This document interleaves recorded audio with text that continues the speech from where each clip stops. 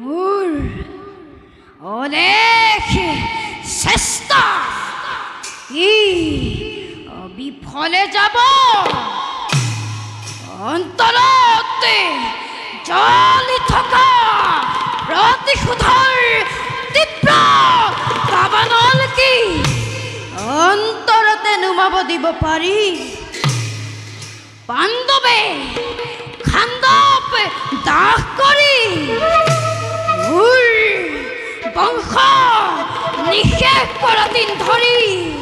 আজি পৰ্যন্ত চলিছো মই প্ৰতিশোধৰ অগ্নি কুৰুক্ষেত্ৰ মহাসমৰত অৰ্জুনক দংশন কৰিবৰ বাবে চেষ্টা কৰিও সফল হ'ব নোৱাৰিলোঁ তাৰ পাছেও বহু চেষ্টা কৰিলোঁ কিন্তু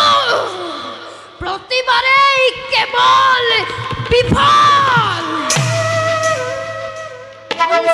পাণ্ডৱে ইহ সংসাৰৰ পৰা মেলা নিমাগিলে তথাপিও পাণ্ডৱ বংশ নাশ কৰাৰ পণ মোৰ নহ'ল পূৰ্ণ এতিয়াও জীৱিত পাণ্ডৱৰ নাতি হস্তিনাপুৰৰ ৰজা পৰীক্ষিত কিন্তু পাণ্ডৱৰ দৰে মহাধাৰ্মিক হোৱা হেতুকে মই পৰীক্ষিতৰ কাষ চাপিব পৰা নাই আৰু বৰ্তমানেও অপূৰ্ণ মোৰ মনৰ অভিলাষ বুজিলোঁ এনেদৰে আৰু নহ'ব আজিৰ পৰা মই পৰীক্ষিতক কৰিম অন্বেষণ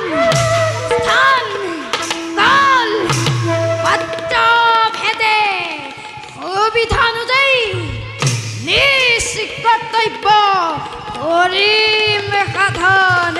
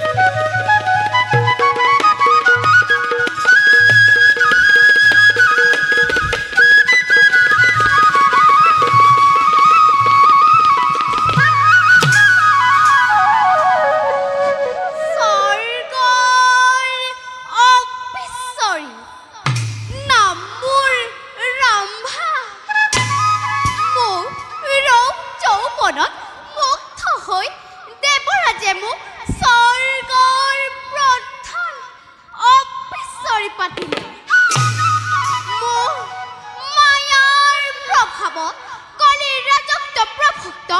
গোটেই পৃথিৱীত কলিৰ শক্তিমান কৰি যাওঁ প্ৰথমতে শুকদেৱৰ পাখি মোৰ মায়াৰ বিস্তাৰ কৰি পৃথিৱীত পাপৰ বীজ অহৃত কৰোঁ ত্ৰাধীনা ধীনা ধীনা ত্ৰাধীনা ত্ৰাধীনা ত্ৰাধীনা ধীনা ধীনা ত্ৰাধীনা ত্ৰাধীনা ত্ৰুম ত্ৰাত্ৰানা নানা ত্ৰিমিকি ত্ৰিমিকিতি ত্ৰুম ত্ৰাত্ৰানা নানা ত্ৰিমিকি ত্ৰিমিকিতি চকিততা ঘেৰা ঘেৰ খিত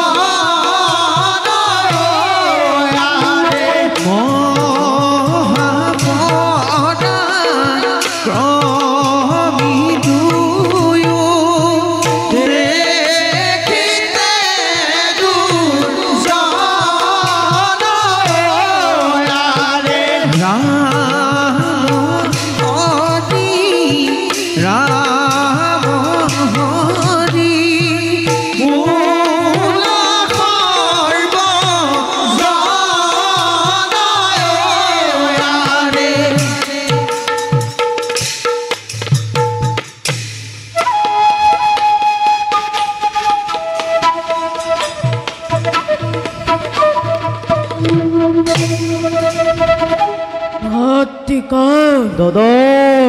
ৰাম ৰাজৰ অগাধ সাধনা লাভ কৰি তুইবে অমৰত্ব আমাৰ দাদা আজ পৰ্যন্ত ভাই আজ পৰ্যন্ত এই পৃথিবী দৈত্যৰ বীৰত্ব ৰাখিছো যে স্বৰ্গত থাকিও দেবতা সকলে স্বৰ্গত থাকিও আজিও দেবতা সকলে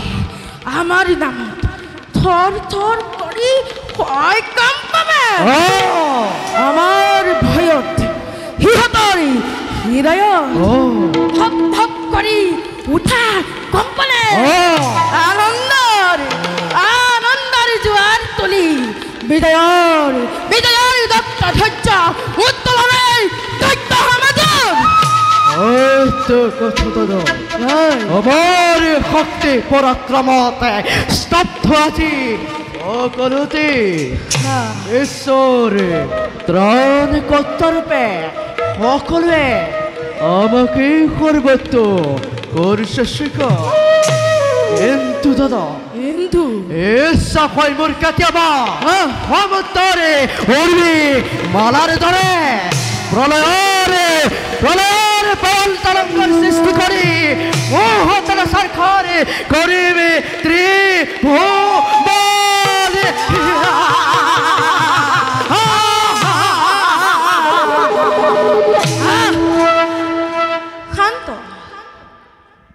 ভাই ও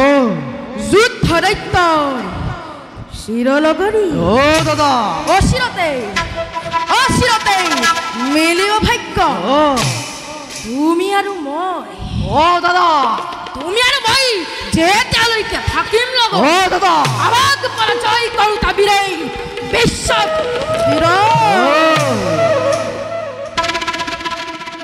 বাৰু বাৰু কোৱাচোন ভাই দাদা ৰাজ্যৰ সংবাদ কি আমাৰ সকলো প্ৰজাই কৰা নাই কৰিলে নে দাদা হয় সকলে করে আদায় করিস কিন্তু কিন্তু? আমার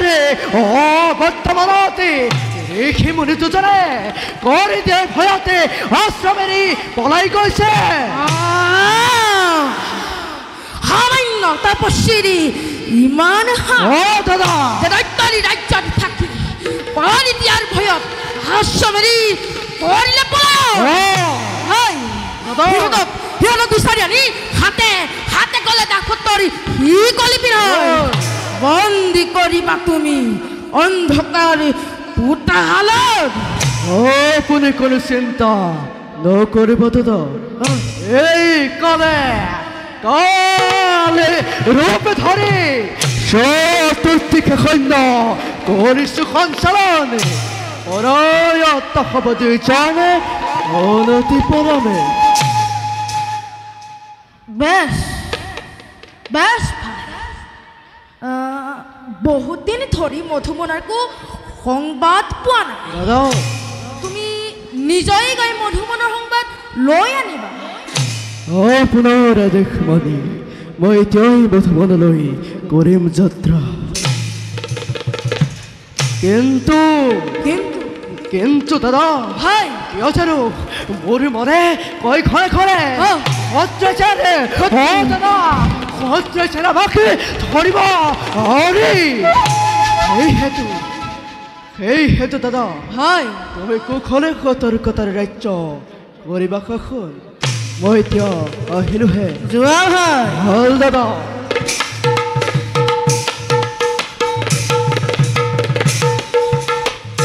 শত্ৰু শত্ৰু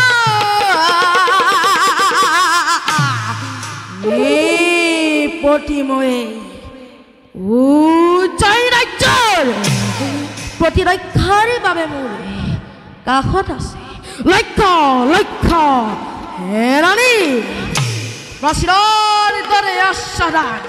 গঢ়ি তুলিব পৰা বীৰ ভাতৃ কাল তেনেস্থলত কিবা হেতু মই শত্ৰুৰ কাৰণে শংকিত আহক আহক শত্ৰু সিহঁতৰি নিক্ষিপ্ত ক্ষেপণাস্ত্ৰ বাটতে কাটি সিহঁতৰ মুণ্ড ছেদন কৰি পতিত কৰি মই দলিৰ লগত মহান ৰাজা দৈত্যেশ্বৰৰ জয় হওক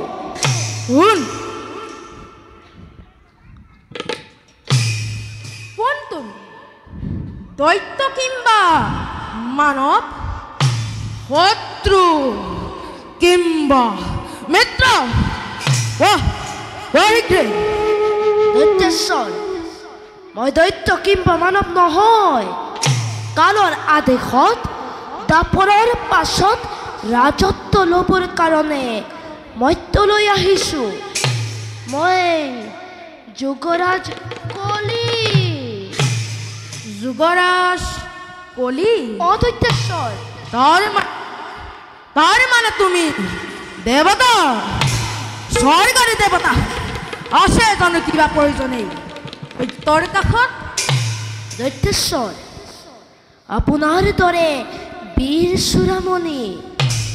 অজনীপতিৰ বাহুৰ ছায়াত আশ্ৰয় বিচাৰি আহিছো দৈত্যেশ্বৰ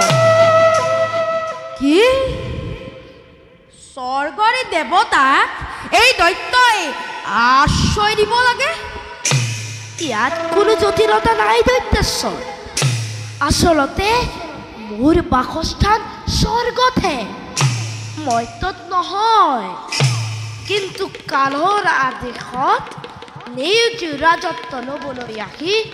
মৰ্ত্যত নিৰাশ্ৰয় হোৱাতে আপোনাৰ আশ্ৰয় বিচাৰি আহিছোঁ। তাতে আপোনাৰ দৰে মহাবীৰ মহা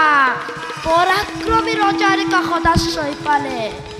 মোৰ এই জীৱন ধন্য। লগতে প্ৰয়োজনত নানা দিহা পৰামৰ্শৰে ক্ষুদ্ৰভাৱে হ'লেও আপোনাক সহায় কৰিব পাৰি।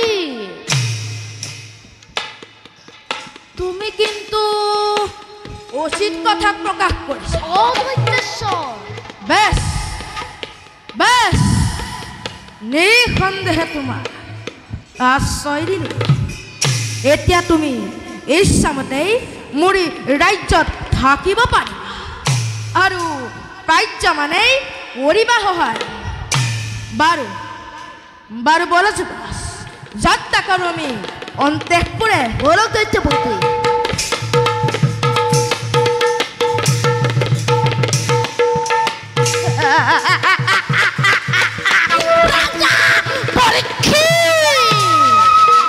তোমাৰ হস্তিনাপুৰত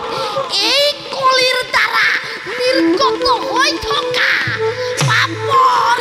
ক্ষুদ্ৰাতি ক্ষুদ্ৰ বিন্দুবোৰ ভয়ংকৰ বিষ বাষ্পলৈ পৰিণত হোৱাৰ প্ৰত্যক্ষৰ সময় অতি সন্নিকট। বিষ বাষ্প পাপৰ বিষ বাষ্প।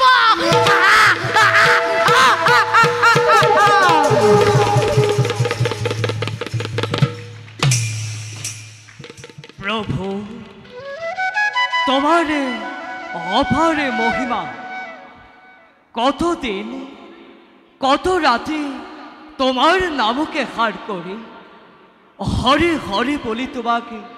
বেসারে ফুরিস। তথাপিও তোমার দর্শন পোৱা না। অৱশ্যে তোমাৰ লীলা মোৰ দৰে ক্ষুদ্ৰ প্ৰাণীয়ে কি বুজিম প্ৰভু। চিৰদিনে মই তোমাৰ নামৰ তপস্যাতে ব্ৰতী থাকিম প্ৰভু।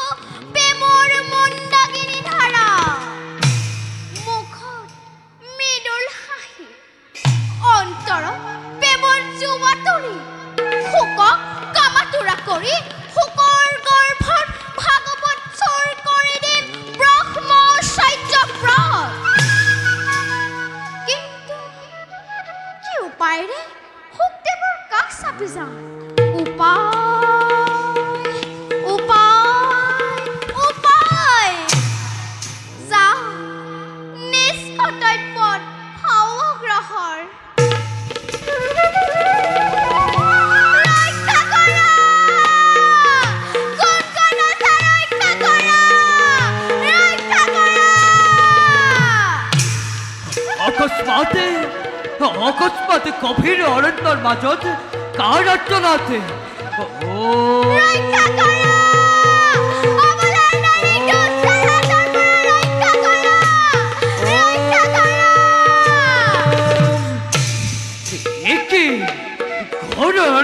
মাজতে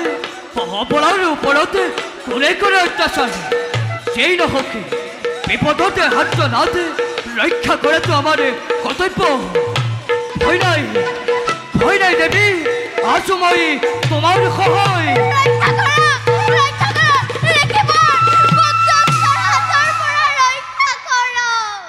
ভয় নকৰিবা দেৱী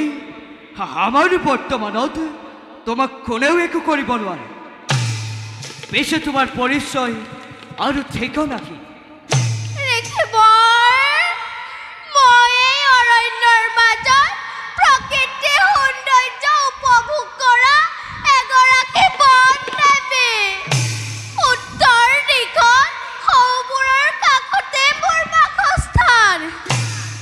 তোমাক কোনে বিপদ ঘটাব বিচাৰিছে আৰু বৰ্তমান কোন দিশে কৰিলে প্ৰস্থান ৰেখিবৰ মই এই অৰণ্যৰ মাজত ঘূৰি ফুৰোতে এক দুষ্টই মোক হৰণ কৰিব খুজিছিল হয়তো আপোনাৰ মাত শুনি শেষ কৰে পলায়ন মোক অনাথনে নকৰিব ৰেখিবৰ প্ৰকৃতিৰ এই নিৰ্জন কোলাটো দুষ্ট খবৰে পাশ বেগে অত্যাচাৰ বাৰু দেৱী তুমি কোনো চিন্তা নকৰিবা মই তোমাক আশ্ৰয় দিম হেৰি সহজ সৰল শান্তৰ প্ৰকৃতিত আপুনিনো কোন পৰিচয় দিবনে মহামুনি ব্যাসৰ পুত্ৰ নাম মোৰ শোকে এই নিবিড় অৰণ্যৰ মাজত শ্ৰীহৰিকে বিচাৰি ধ্যানস্থ হোৱাটোৱে মোৰ প্ৰধান কৰ্তব্য হৰি ৰাম খাময় হৰি ৰাম খাময় হৰি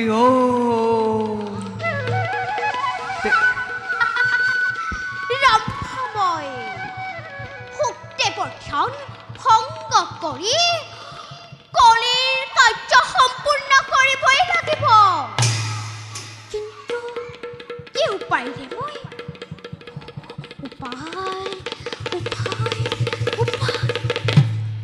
কি ভাবিছা দেৱী ৰেখিবৰ ভাবিছো মানে শুনিছো আপোনাৰ গৰ্ভত হেনো ভাগৱত শাস্ত্ৰ আছে হয় ভগৱানৰ অপাৰ কৰোণাত মোৰ গৰ্ভতে ভাগৱত শাস্ত্ৰ আছে ধন্য মোৰ জীৱন যাক মই হৃদয়ৰ মাজত কৰিছিলোঁ ধাৰণ আজি তেওঁ চৰণ দৰ্শন লাভ কৰি নিজকে মই ধন্য মানিছোঁ হে মোৰ চিৰপূজ্য আৰাধ্যা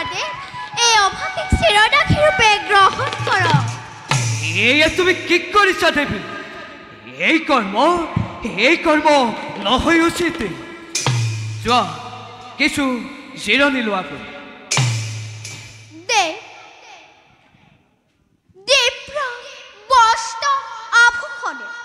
শোভিত নাৰী কামনা যে পুৰুষে চৰিতাৰ্থ কৰিব পৰা নাই সেই পুৰুষে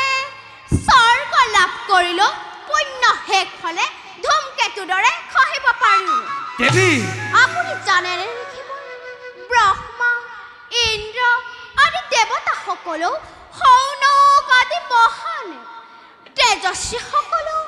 ব্ৰহ্মক দৰ্শন কৰিহে জীৱমুক্ত হৈছে দেৱী সেই সকলো কিন্তু কামিনী কামকুণ্ড উপভোগ কৰিছে তোমাৰ এই ৰক্ত মাংসৰে গঠিত দেহতে বস্ত্ৰ আভূষণ পৰিধান কৰি তুমি অতি সুন্দৰ হৈ মোৰ মুক্তিৰ পথে ৰুদ্ধ কৰিব খুজিছা ইয়াতকৈ আৰু মহাপাপে আছেনে সকলো পাক চাটোৱাৰী বিসৰ্জন দি মোক প্ৰেম দান দি কৃতাৰ্থ কৰক তোৰ সৰমণি নহয় দে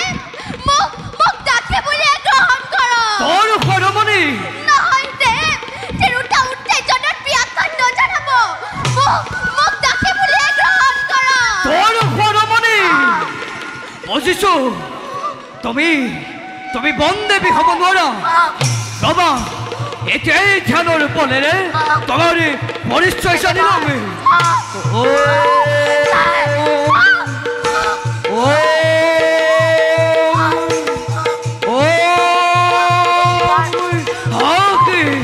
কলংকিত অপেশ্বৰী তুমি যে উদ্দেশ্য লৈ মোৰ কাষ চাপিছা সেই একতাপিত নহ'ব সফলে পুনৰবাৰে যদি এনে অসৎ অভিপ্ৰায় লৈ মোৰ কাষ চাপিবলৈ চেষ্টা কৰা খাপগ্ৰস্ত হ'বা তুমি চিৰদিনলৈ তোমাৰ উপস্থিতিতে মোৰ পবিত্ৰ আশ্ৰমে চিৰদিনলৈ কলুষিত হ'লে মই এতিয়াই এই আশ্ৰমে ত্যাগ কৰিলো জয় শ্ৰী হৰি জয় শ্ৰী হৰি জয় শ্ৰী হৰি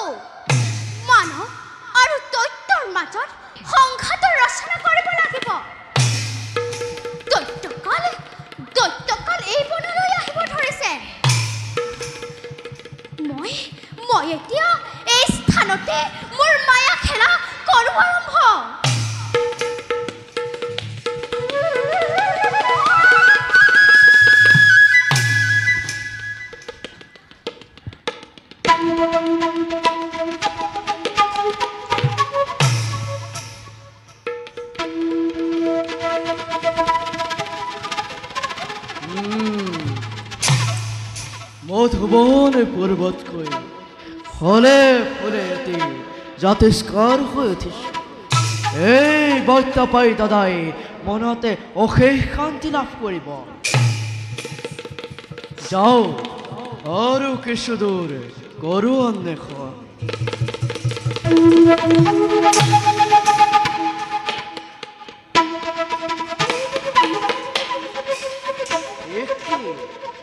অতৈব্য বনৰ মাজতে কোনেই সুন্দৰী নাৰী কি যে অপূৰ্ব সুন্দৰী সাক্ষাতে অপেশ্বৰী যেন নামি আহিছে সৰগৰ পৰা মোৰ প্ৰেম আলিংগনে কৰোঁগৈ নিবেদন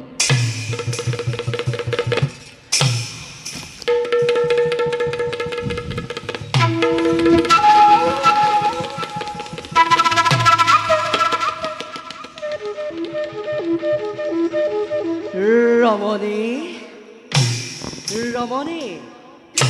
চোৱাচোন কোন আছে বিদ্যমানে তোমাৰ কাষত তুমি কিমাহাটো মুহূৰ্তৰে বন্তে ভিকাৰ্যত শস্য উপস্থিত আঁতৰি যোৱা কাকতি কৰিছো আঁতৰি যোৱা বনদেৱী অপেশ্বৰী যেই নোহোৱা লাগে মোক তাৰ কোনো নাই প্ৰয়োজন তোমাৰ এই ৰূপ লাৱণ্য দেখি মই একেবাৰে মতলি হৈ পৰিছো লৈ যাম আজি মই তোমাকে নিচে ৰাজ্যলৈ দিয়া তোমাৰ মোক স্নেহালিংগ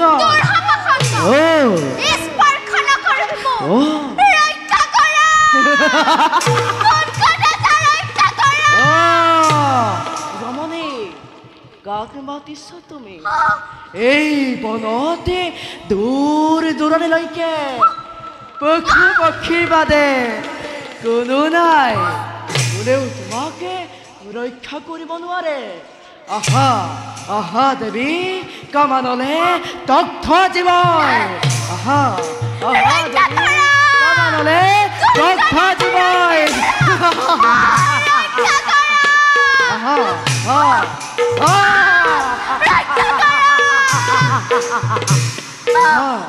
আহা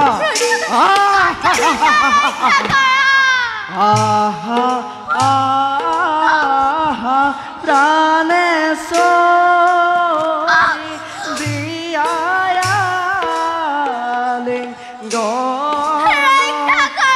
আরে তোমার বিহনে মোর নরহে জীবন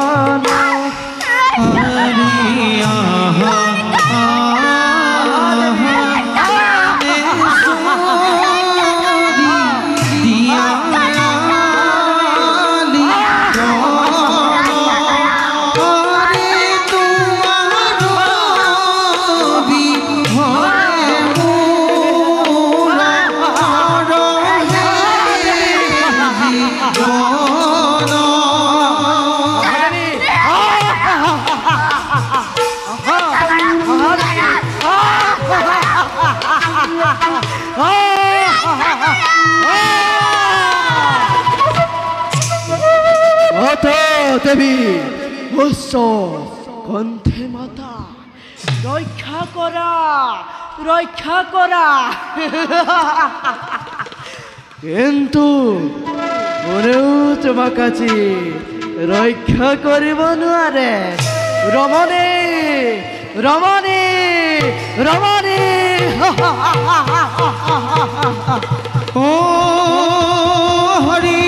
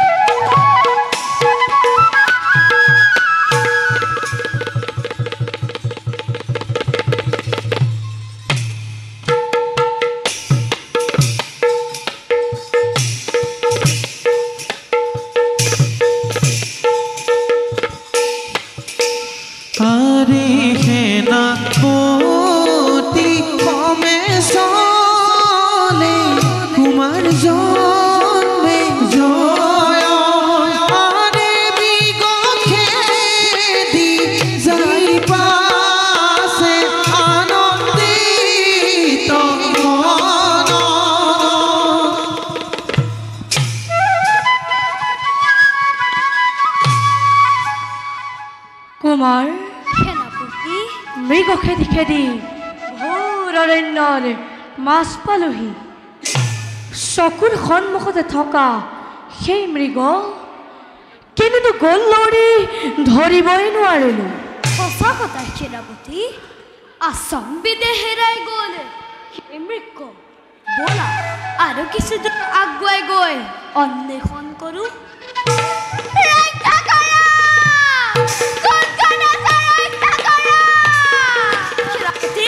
কুমাৰ সেয়া কোনোবা নাৰীৰ কণ্ঠস্বৰ নিশ্চয় নিশ্চয় কিবা বিপদে তেওঁকে ধৰিছে আৱৰি সঁচা কুমাৰ এইটোৰ ঘোৰ অৰণ্যৰ মাজতে কোনোবা ৰমণী পৰিছে বিপদত ব'লা কুমাৰ মুহূৰ্ততে অবলাক কৰোঁগৈ উদ্ধাৰ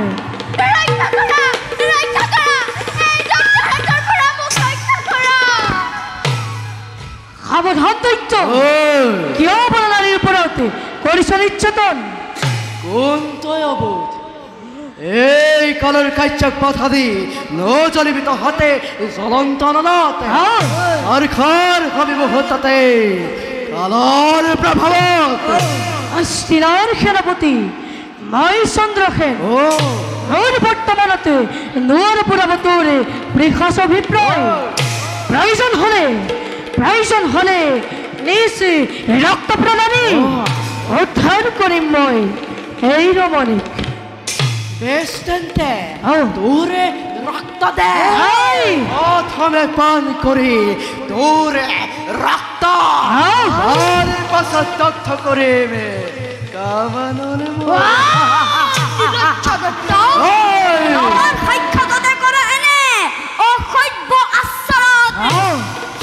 কমার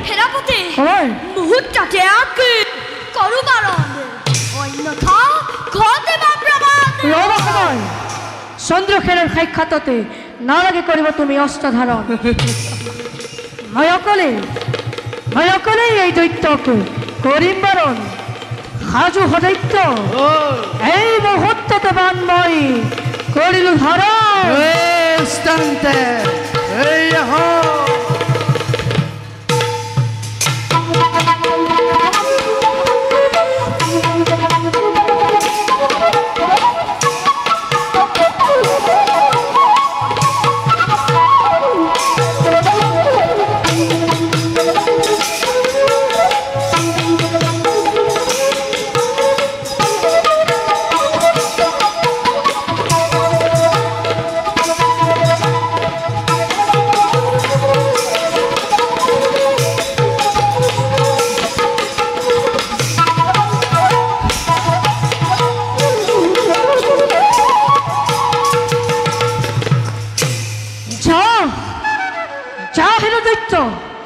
এই ক্ষুদ্ৰ শক্তিৰেই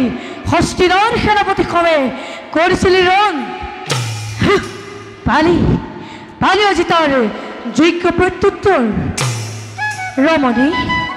তুমি এতিয়া বিপদমুক্ত স্বস্থানে আনন্দৰে কৰাংগৈ বাস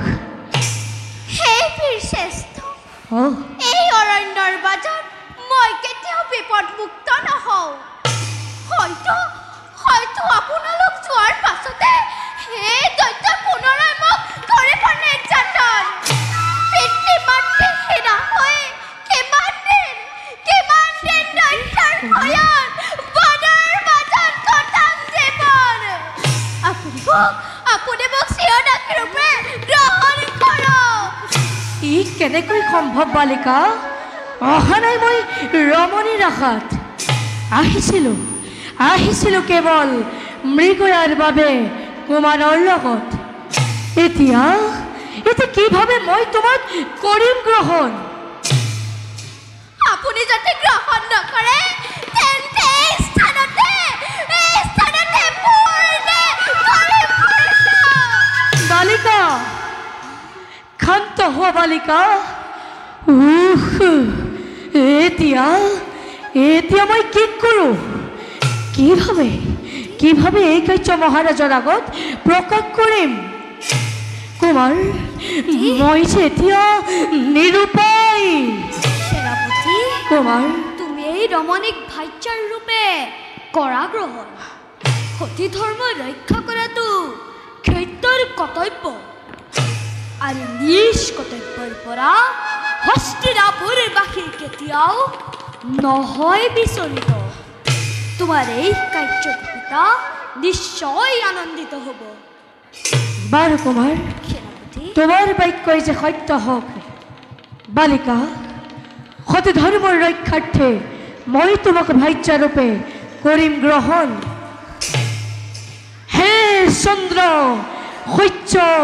গ্ৰহ নক্ষত্ৰ আৰু ৩৩ কোটি দেৱতা মণ্ডলী হে বত বৃক্ষ আৰু পশু পক্ষীগণ তোমালোক সকলোকে সাক্ষী কৰি মই হস্তিনাৰ সেনাপতি চন্দ্ৰসেনে এই ৰমণীকে ভাইচাৰূপে কৰিলো গ্ৰহণ গ্ৰহণ কৰক উঠা প্ৰিয়ে সেনাপতি কুমাৰ মৃগয়াতে মৃগলাভ নহ'লেও তোমাৰ কিন্তু পত্নী লাভ হ'ল এতিয়া সোনকালে আমি নিজ ৰাজ্যলৈ যাওঁ ব'লা ব'লা কুমাৰ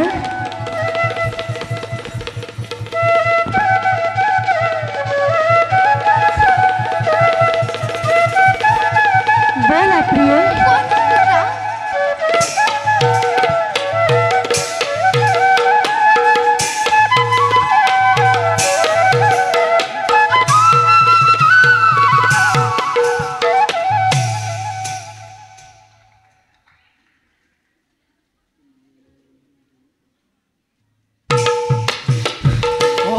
অপমানে অপমানে দেশলে অপমানে চন্দ্ৰকেনে তই মোক দিলি আজি দেশৰ অপমানে মোক পৰাস্ত কৰি মোৰ লালসাৰ সম্পদে সেই ৰমণীকে নিজেই পানী তই কৰিলি গ্ৰহণ কিন্তু এই কৰিবলতে নহয় ক্ষান্ত নিজৰ প্ৰাপ্য পুনৰাই এই কালে কৰিব গ্ৰহণ চন্দ্ৰসেনে তোকে বধ কৰি হ'লেও এই ৰমণীক মই নিজৰে কৰি হেৰিম চন্দ্ৰসেনে চন্দ্ৰসেন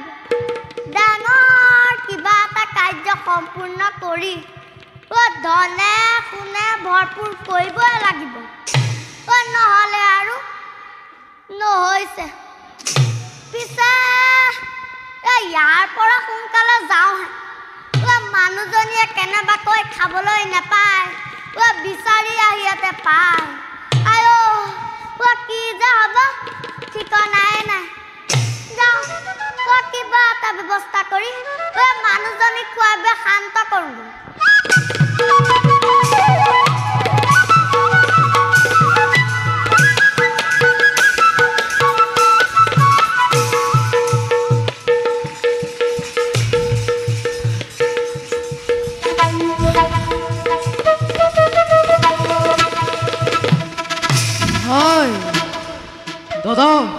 মধুবনৰ সংবাদ কি দাদা হয় দাদা হয় হস্তিনাপুৰৰ সেনাপতি চন্দ্ৰকেনে আমাৰ মধুবানে কৰিলে চাৰখাৰ মই সংবাদ পাই অকল পলালে চন্দ্ৰ সেনাৰ ইমান হা দাদা যদি সি আমাৰ মিত্ৰ ৰাজ্যৰ সেনাপতি নহলহেঁতেন নিশ্চয় ইয়াৰ পুতক তুলিলোহেঁতেন মিত্ৰ হ'ল বুলি আমাক ক্ষতি কৰিব এয়া কেনে যুক্তি দাদা বলা এতিয়াই হস্তিনাপুৰ আক্ৰমণ কৰি চন্দ্ৰখানৰ পৰাতে প্ৰতিশোধ লওঁ নহয় ভাই চন্দ্ৰসেনৰ বিৰুদ্ধে অস্ত্ৰ ধৰা মানে মিত্ৰ পৰীক্ষিতৰ বিৰুদ্ধে অস্ত্ৰ ধৰা হ'ব দাদা তুমি ধৈৰ্য ধৰা সুবিধা পালেই নিশ্চয় ইয়াৰ প্ৰতিশোধ লোৱা হ'ব বাৰ যুৱৰাজ দৈত্যেশ্বৰ ৰাজ্যৰ সংবাদ কি অন্য সংবাদ একো নাই দৈত্যপতি কিন্তু আপোনাৰ ৰাজ্যৰ প্ৰজাৰ সংখ্যা দিনক দিনে এনেদৰে বাঢ়িব লাগিছে যে বসবাসৰ ভূমিৰ অভাৱত প্ৰজাৰ মাজত হাহাকাৰ সৃষ্টি হৈছে চেষ্টা কৰিবলৈ মই যে নিৰুপায় আপুনি চিন্তা কৰিলে ইয়াৰ উপায় নিশ্চয় সাধিব পাৰে হস্তিনাপতি আপোনাৰ মিত্ৰ যেতিয়া তেওঁৰ ৰাজ্যৰ দক্ষিণ প্ৰান্তৰ এক খণ্ড ভূমি বিচাৰক তাত অলপ ভূমি পালেই প্ৰজাই সুখে শান্তিৰে থাকিব পাৰিব সেই কথা অৱশ্যে সঁচা ভাই দাদা তোমাৰ ইয়াত মতামত কি মই যুৱৰাজৰ কথাতে একমত দাদা তেন্তে সেয়ে হ'ব ভাই দাদা আজিয়ে তুমি হস্তিনাপুৰলৈ দূত পঠোৱা অঁ আৰু হস্তিনাৰ দক্ষিণ প্ৰান্তৰ এক ভূমিখণ্ড আমাক এৰি দিব ক'ব দাদা যদি মান্তি নহয় তেন্তে যুদ্ধৰ কাৰণে প্ৰস্তুত হ'ব ক'বা পুনৰ আদেশ ধৈৰ্য দাদা যুৱৰাজ দৈত্যেশ্বৰ মোৰ ৰাজ্যৰ প্ৰতি আপোনাৰ এনে অনুৰাগী দেখি মই নথৈ আনন্দিত হৈছোঁ সঁচাকৈ মোৰ ভাগ্যৰ বলতে আপোনাক লগ পাইছোঁ সঁচাকৈ আপুনি অন্য স্বাৰ্থলোভী দেৱতাতকৈ পৃথক বাৰু ব'লা আজিলৈ সভা ইমানতে ভংগ কৰা বলক দৈত্যপতি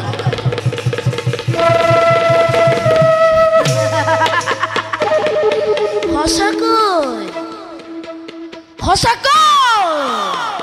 স্বাৰ্থলোভী অন্য দেৱতাতকৈ আপুনি পৃথক মূৰ্খ দৈত্য কি বুজিবি মোৰ অভিপ্ৰায় এই কলিয়ে পৃথককৈ থাকি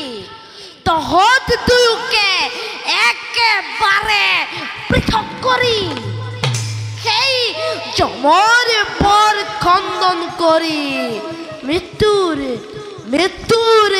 শুভ্ৰ দলিচাতে শুৱাই দিম মৃত্যুৰ শুভ্ৰ দলিচাত শুৱাই দিম তহঁতক চিৰদিনলৈ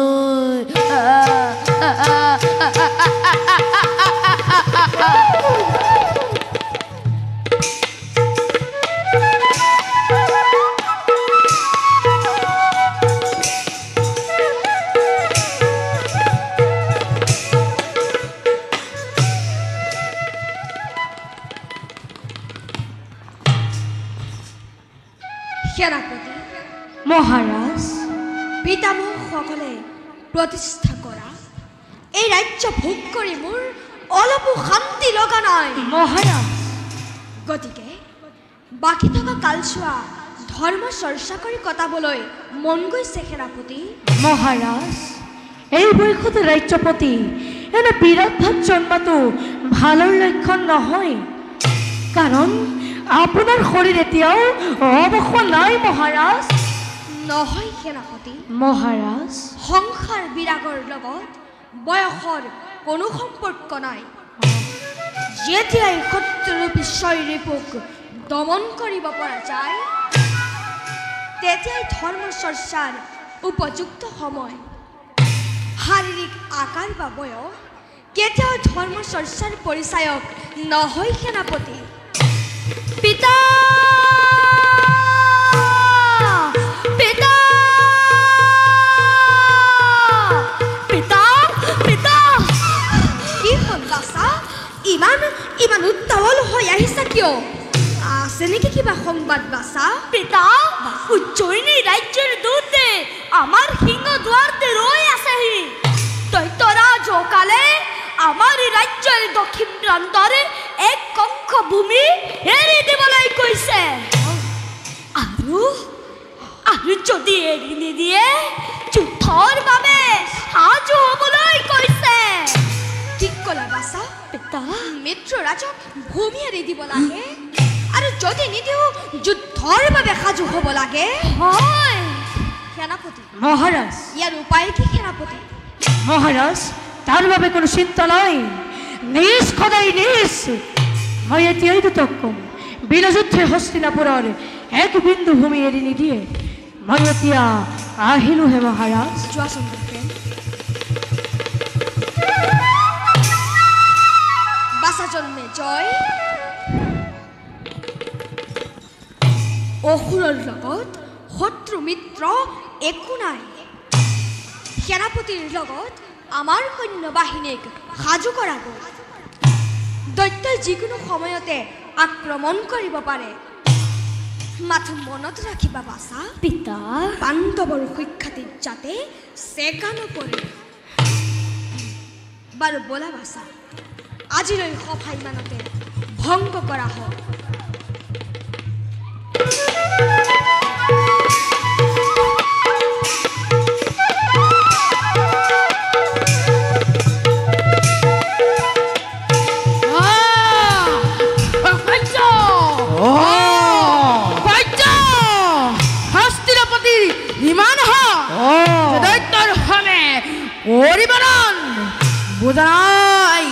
বুজানাই এতিয়াও দৈত্যৰি পৰাক্ৰম দাদা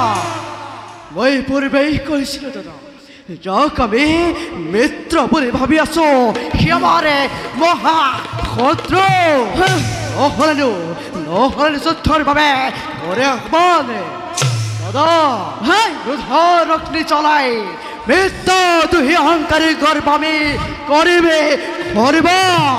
বলা দাদা এতিয়া ৰণযাত্ৰা কৰোঁ আৰম্ভণ জয় ধনী মেদিনী কপাল তাহলে গানবার জয় ধনীতি কম্পিত হক হস্তিনার ধরনে জয় দৈত্য শ্রেষ্ঠ কাল রাজলন জয় জয় দৈত্যর মহামহাবীর গলন জয় জয় জয় দৈত্য জয় জয় জয় জয় জয় ধ্বনি কৰিছনে দৈত্যৰ ৰাজন আৰে পদভনে মুখুমতি কম্পে ঘনে ঘনে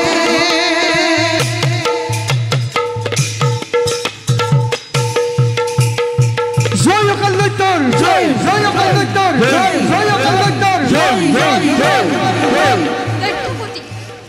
অকাৰণে কিয় মিত্ৰদ্ৰোহত লিপ্ত হলা যুক্তিযুক্ত কিয় তুমি নকৰিলা বিচাৰ এতিয়াও কওঁ বিবাদ পৰিহাৰ কৰি মিত্ৰতা অটুট ৰাখা যুদ্ধই কাহানিও নকৰে মংগল হস্তিনাপতি যুক্তিযুক্ত জগ ৰখা ভালদৰে বিচাৰতে তুমি এক ভূমিও আনি দিলা এরা কোন যুক্তিরা যুদ্ধ করিম বারণ অবশ্যই অবশ্যই যদি হে তুমি মুড়ি বৈশ্যটা শিকার হস্তিনারী দক্ষিণ প্রান্তরে ভূমি হন্মানে পরা প্রদান তেনটা দিব পারো তোমাকে প্রাণ বিজ্ঞান নিরচ্ছ পাবল চন্দ্র খেলোর সাক্ষাততে মহারচক্র এনে অপমান বোঝা নাই হস্তিনার শক্তি পরাক্রম যুদ্ধ দে অস্ত্রে বাক্যবাণে নহয় ওনে হেৰো কাপুৰুষৰ্তা এই দৈত্যৰ ভয়তে তৈলক্য কম প্ৰমাণ এই বীৰৰ আগত কৰ তহঁতে অত অহংকাৰ তহঁতৰে জীৱন বন্তে নিৰ্বাপিত কৰে ভক্তি দেৱে চিৰ দিনলৈ